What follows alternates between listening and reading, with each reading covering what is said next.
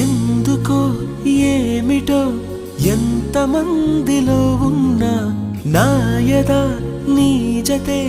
కోరుతుందిగా ఒంటరి దారిలో నాకు తోడువైనావు ఎన్నడూ నీడగా వెంట ఉండవా అరే కలలే నిజమైనాయి కనులే